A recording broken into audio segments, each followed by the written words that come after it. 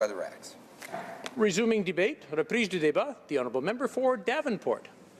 Thank you so much, Mr. Speaker, and I will be happily splitting my time with the honourable member of Saanich Gulf Islands. It is an absolute great honour for me to rise in this House and speak on behalf of the residents of Davenport on Bill C-69, which has quite a long name, but I'm going to list it. It's entitled An Act to Enact the Impact Assessment Act and the Canadian Energy Regulator Act to amend the Navigation Protection Act and to make consequential amendments to other acts. Mr. Speaker, Davenport residents deeply care about the environment. They care about how we develop projects in this country that impact our environment. They care about how the Canadian government will be adhering to our Paris Accord commitments, and they've been very much asking me to show them the plan on how Canada will be achieving its targets, and I will be showing that to them very shortly. And as well, in Davenport, we are doing our own bit, Mr. Speaker, in terms of trying to find ways to model a low carbon, urban, sustainable community.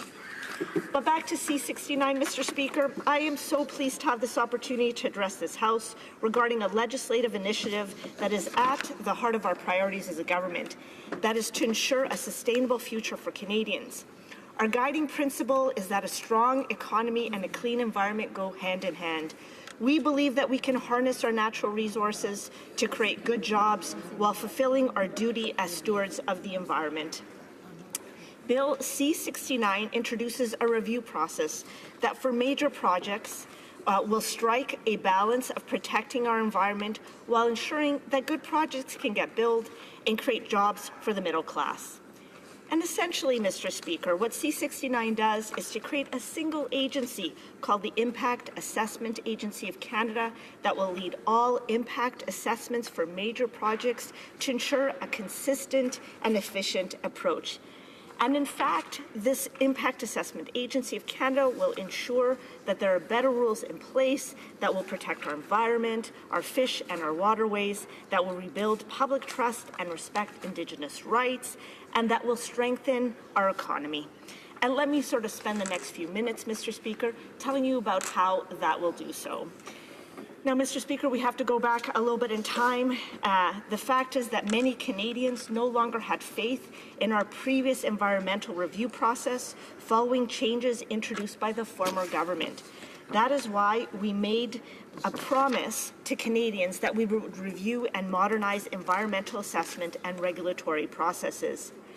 I am so proud to say that we are delivering on the promise by bringing in better rules that will restore environmental protections and rebuild public trust in decisions about major projects. Building on what works, we have designed an assessment system that is clearer and more predictable and that allows good projects to go ahead sustainably. Now, Mr. Speaker, as you know, we are a government that consults broadly, and the proposed Impact Assessment Act was not arrived at in isolation. It is a result of careful examination and extensive consultations with Canadians. More than 2 years ago, our government launched a comprehensive review of federal environmental assessment and regulatory processes. This comprised of 4 separate but complementary reviews. We looked at ways to improve federal environmental assessments, to modernize the National Energy Board, and to restore loss protections and introduce modern safeguards under the Fisheries Act and the Navigation Protection Act. To that end, our government set up a 4-person expert panel to solicit the views of Canadians from across the country. We also established a multi-interest advisory committee to support this work. The expert panel went to 21 cities, Mr. Speaker, received more than 800 online and written submissions, and welcomed over 1,000 people at engagement sessions. We had extensive consultations with Indigenous peoples, and we heard from the province and territories, industry, environmental groups, and the public. And we also took into account input from 3 other processes led by another expert panel and 2 parliamentary standing committees. We then prepared a discussion paper on the government's proposed path forward and solicited feedback. So what did we hear, Mr. Speaker? We heard environmental groups, Indigenous leaders, provinces and territories, businesses, and Canadians from communities across our country who told us that effective assessment must not only focus on avoiding negative impacts, but must foster sustainability. Stakeholders told us that there was a need for greater transparency and that assessments must demonstrate how public input informs decision-making. Project reviews must be grounded in scientific evidence as well as Indigenous traditional knowledge. Indigenous people want to participate as partners in the economic development of their territories. We heard that Canadians want to be more involved in our processes. Businesses need clearer and more predictable timelines, and decisions should be more open and evidence-based. And indeed, Mr. Speaker, let there be no doubt that the residents of Davenport also contributed their thoughts to the consultation process. They felt that the previous assessment process wasn't a good one, that there was not enough consultation with communities and Indigenous groups, that there wasn't enough being done to protect nature, and in general that we needed stronger and fairer environmental assessment laws. And I'm so happy to say that this is what the new legislation incorporates and reflects, not only the views of Davenport residents, but all Canadians who participated in the process. And what we are proposing is a system that's more transparent, effective, and efficient for all concerned. I'd like to now highlight some of the principles that form the basis of Bill C-69. First, we are adopting a broader approach based on the principles of sustainability. Canada has had a law in place since 1992 to ensure that the environment is taken into account as projects are considered for design and implementation. When first introduced, environmental assessment laws and regulatory processes had a specific focus on environmental impacts.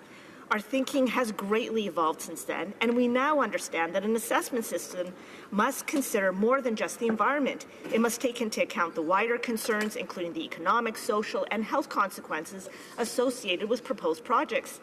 And Mr. Speaker, the new Act does just that, and that's why the name of the Act has changed from the Canadian Environmental Assessment Act to the Impact Assessment Act, reflecting a much wider range of effects that we consider as we review the projects for implementation and aim to foster sustainability. Second, the new processes will be more efficient and more predictable. It will allow everyone to know where they stand. Projects will now go through an early planning and engagement phase where potential impacts are identified and discussed with the public, Indigenous people, and the project proponent at the onset of the initiative.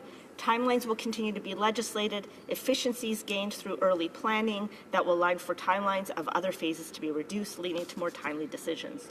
Third, we want to establish a new partnership with Indigenous people. They are the most affected by the impacts of the projects, and we will ensure that we respect their rights and jurisdiction in the way that decisions are being considered. Fourth, we want evidence to guide and inform all our decisions, and so we will consider evidence of science as well as Indigenous traditional knowledge as we move forward on these projects. The value of Indigenous traditional knowledge cannot be underestimated, and we are determined to include them in every single project moving forward. Fifth, we want to increase transparency, and by transparency we mean openness, Mr. Speaker, that translates into removing barriers to public participation in the review process and making key project information openly available. Finally, we want to take a truly big picture view of impacts, one that improves our understanding of the cumulative effects of all projects in a given region. The new impact assessment will take this wider view through increased use of regional assessments. Regional assessments examine the effects of past, present, and future activities within a region. And for instance, they might examine effects on biodiversity and species at risk, and identify impacts on the rights and interests of Indigenous people. They will provide decision makers with a fuller and more complete picture of the context within which a project is proposed, allowing for a better understanding of the overall impact of the assessment. Mr. Speaker, these are not mere operational changes that we have introduced, but rather fundamental changes to the way that we actually do business. I'm very proud to be in this House speaking on behalf of C-69. I believe that we have a wonderful new process in place, and I have a lot of confidence in the projects moving forward. Thank you so much, Mr. Speaker, for the opportunity to speak on behalf of the residents of Davenport.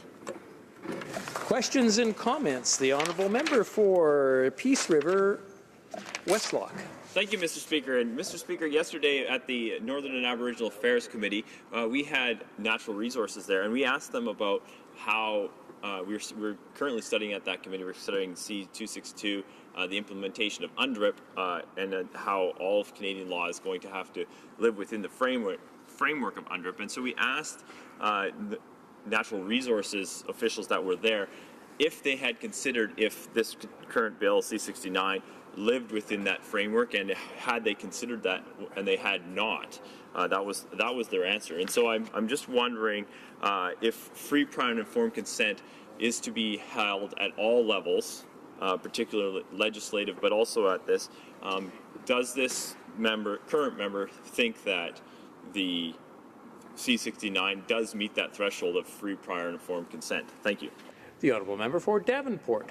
Thank you so much, Mr. Speaker, and I thank the honourable member for his question.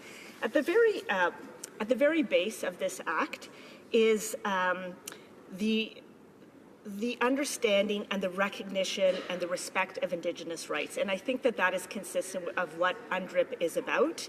The Act requires involvement of Indigenous peoples throughout the assessment and based on the recognition and respect of their Indigenous rights, as well as it provides for cooperation with Indigenous jurisdictions undertaking their own assessments.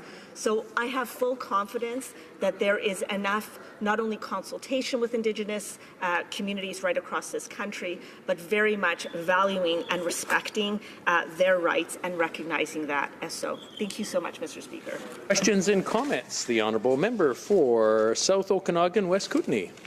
Well, thank you, Mr. Speaker. And I'd just like to ask through you to the member opposite. We have here before us a 341-page omnibus bill. It's the biggest bill to come before this Parliament in years or maybe decades on environmental protections.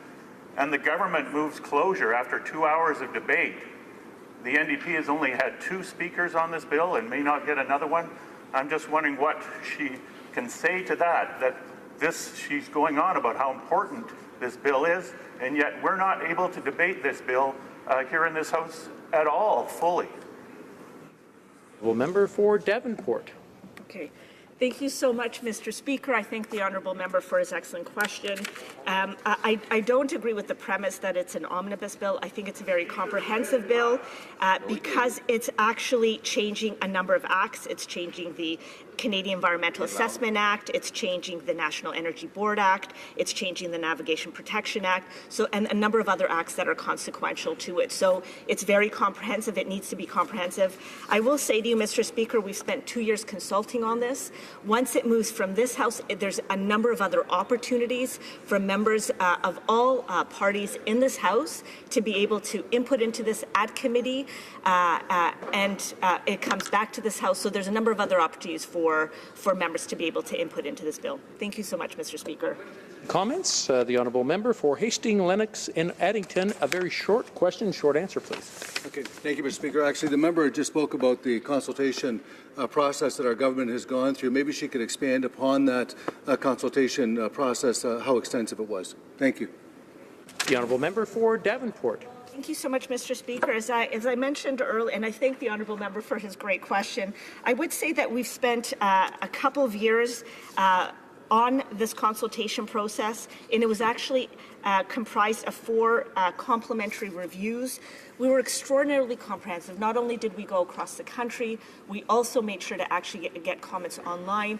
And I know that the residents of Davenport definitely participated in it. There was a number of letters that they sent in, a number of messages that they sent through me, right through to the minister to actually input into this.